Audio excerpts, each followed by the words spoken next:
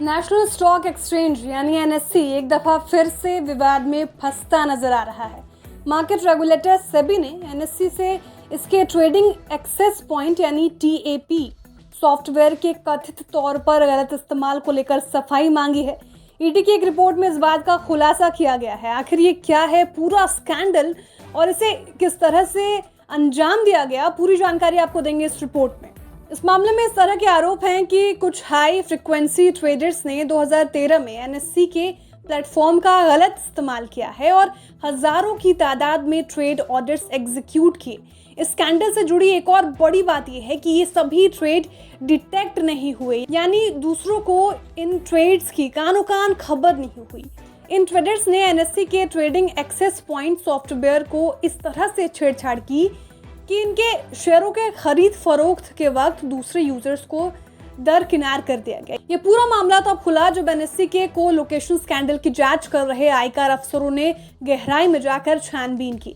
NSC में हुए को लोकेशन स्कैम में एनएससी की सीईओ और एमडी रही चित्रा रामकृष्णा और इसके एमडी एंड सीईओ रहे रवि नारायण पर आरोप लग गए थे और दोनों को ही जेल जाना पड़ा था। खैर, एनएससी के को लोकेशन स्कैंडल के बारे में आगे बताएंगे। फिलहाल मौजूदा मामले पर बात करते हैं।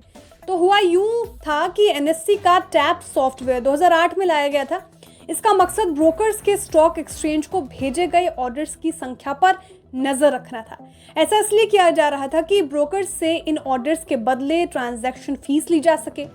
टीएपी कई सर्वर्स से स्टॉक एक्सचेंज को ऑर्डर भेजता है। अब बताया ये जा रहा है कि ट्रेडर्स ने कथित तौर पर एक खास सॉफ्टवेयर का इस्तेमाल किया और एनएससी के लगाए टीएपी सॉफ्टवेयर को बाईपास कर दिया और इस तरह से ट्रांजैक्शन फीस भी चुकाने से वे बच गए। इनकम टैक्स अफसरों को इस तरह के जोड़तोड़ के बारे में 2017 में की गई एक रेड में पता चला था। 2021 में एनएससी ने केरल हाईकोर्ट के रिटायर्ड जज अरविंद सावंत को इस पूरे मामले की जांच करने के लिए नियुक्त किया था। बीते साल जनवरी में एनएससी ने मार्केट रेगुलेटर सेबी के पास एक एप्लीकेशन दाखिल कर इस मामले को सेटल करने की मांग की थी। अप्रैल 2022 में सेबी ने एनएससी की इस अपील को वापस लौटा दिया और कहा कि जब तक इस मामले की जांच पूरी नहीं हो जाती, इसका सेटलमेंट नहीं किया जा सकता। अगर ये आरोप सही है तो एनएससी को तो चूना लगा ही, साथ ही आशंका इस बात की भी है कि इसमें आम इन्वेस्टर्स को भी नुकसान हो सकता है। सेबी के इस मामले की जांच करने से एनएससी की मुश्किलें बढ़ गई हैं, जिस पर पहले ही कोलोकेशन स्कैम और फोन टैपिंग करने का बड़ा दाग बीते वक्त में लगा है। कोलोकेशन स्कैम की बात करें तो एनएससी की बिल्डिंग में एक्सचेंज सर्वर्स के बराबर में ही एक डेडिकेटेड स्पेस है। यहाँ से हाई फ्रीक्वेंसी और एल्गो ट्रेडर्स अपने ट्रेड करने की इजाजत मिलती है। बाकी ट्रेड्स के मुकाबले यहाँ के लिए जाने वाले ट्रेड्स ज़्यादा तेज़ी से एग्जीक्यूट होते हैं। करीब एक दशक पहले हुए को लोकेशन स्कैम में ये आरोप लगा कि एनएससी के अफसरों की मिलीभगत से एक ट्रेडिंग मेंबर ओपीजी सिक्योरिटीज को 2012 से 14 के बीच गलत तरीके से फ़ायदा पहुंचाया गया।